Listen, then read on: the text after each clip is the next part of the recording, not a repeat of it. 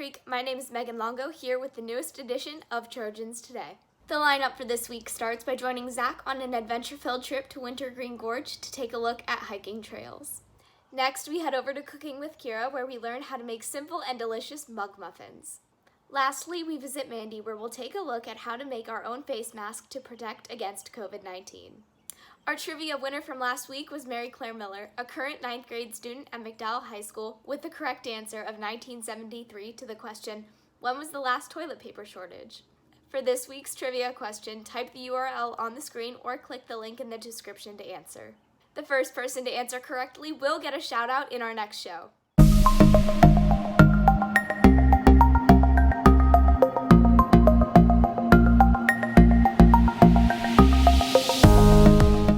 Let's take it over to Zach and explore Wintergreen Gorge. Good morning, Millcreek. My name is Zach, and today, me and a few friends are going to Wintergreen Gorge. The entrance we are using is at 3399 Cooper Road. The gorge has mainly one trail, but multiple branches that go off that one trail. All right, let's head there and see what it's like.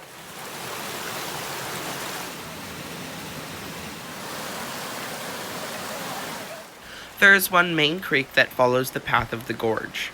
You can head down and get a closer look at some of the water, and maybe even just go right in. I tried that, and I definitely do recommend. Here at the gorge, the path is very dog-friendly and family-friendly. The main path is also not that steep, so it's pretty easy to walk up or down. But the other paths that branch off of the main one can become very steep at times, so be careful.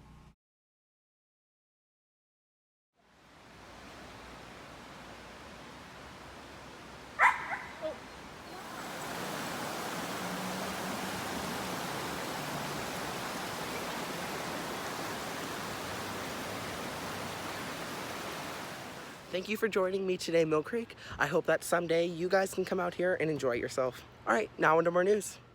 Looks like so much fun, I'll have to check it out. But after doing all of that walking, I'm sure you're hungry. Lucky for you, Kira has a recipe for you to try.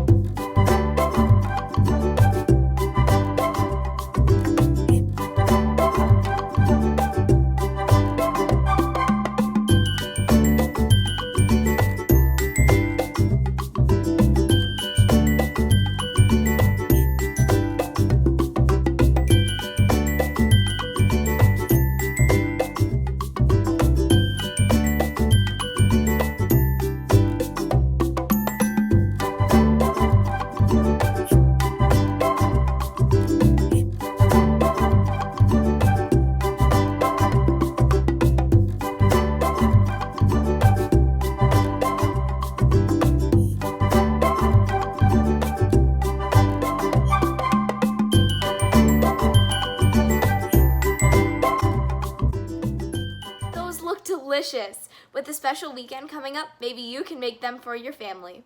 This Monday is Memorial Day, where the U.S. will honor all of the men and women who have made sacrifices for us through their military services.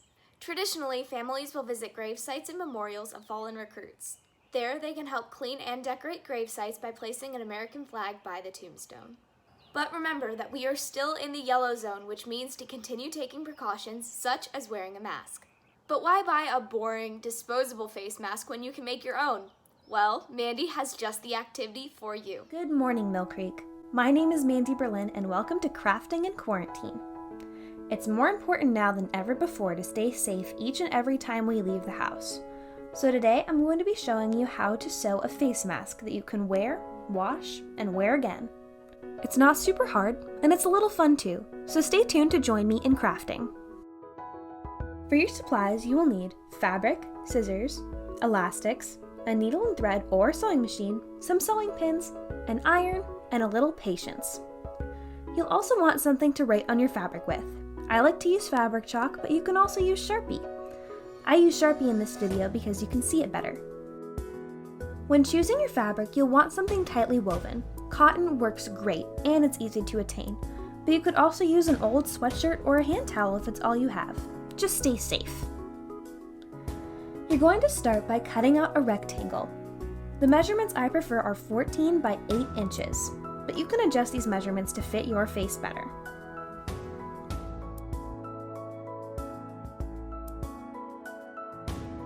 And make sure you cut out 2 because you're gonna need 2. Next, you'll want to fold down the long edge of your fabric by about 1 inch and then fold it again so there's no raw edges showing. Iron and pin along these edges and do the same on the other piece. You're going to sew them both.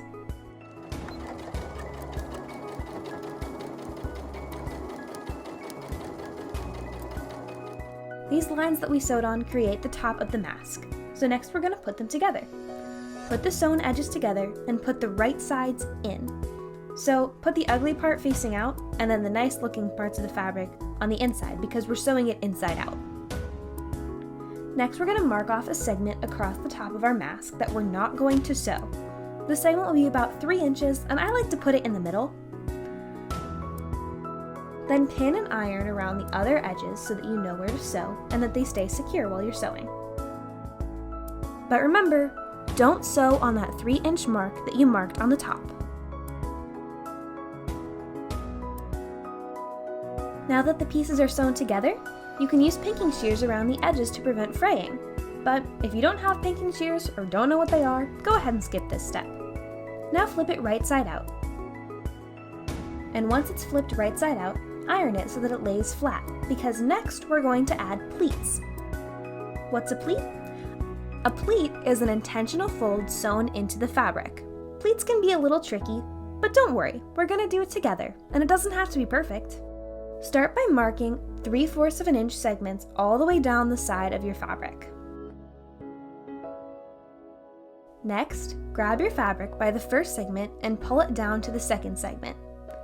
Make sure this line is straight and pin and iron it in place so that your fold is crisp. Do this for each mark all the way down the mask. Remember, this can take a little practice, a little fiddling, and it doesn't have to be perfect.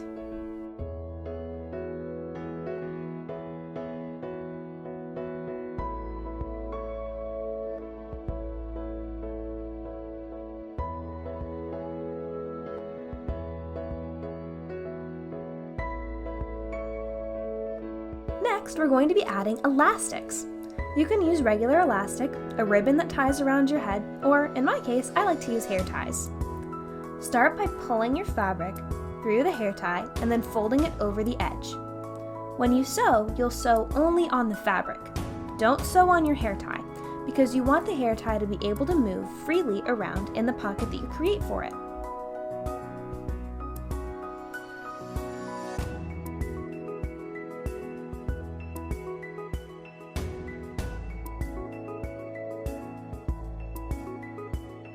Now that it's all sewn together, you can clip off your extra threads and give it another go with the iron to make sure that your pleats stay crisp and sharp.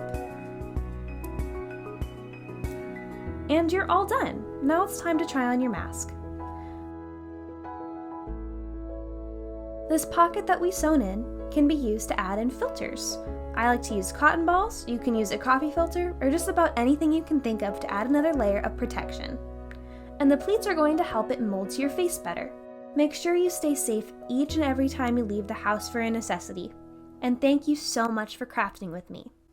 Now to more news. Thank you so much, Mandy. It looks amazing. From everyone here at the Trojan News Network, we hope that you're making the most of your quarantine while staying safe. Thanks for tuning into this week's episode, and we hope you enjoyed. Signing off, I'm Megan Longo from the Trojan News Network. Make it a great weekend, Millcreek.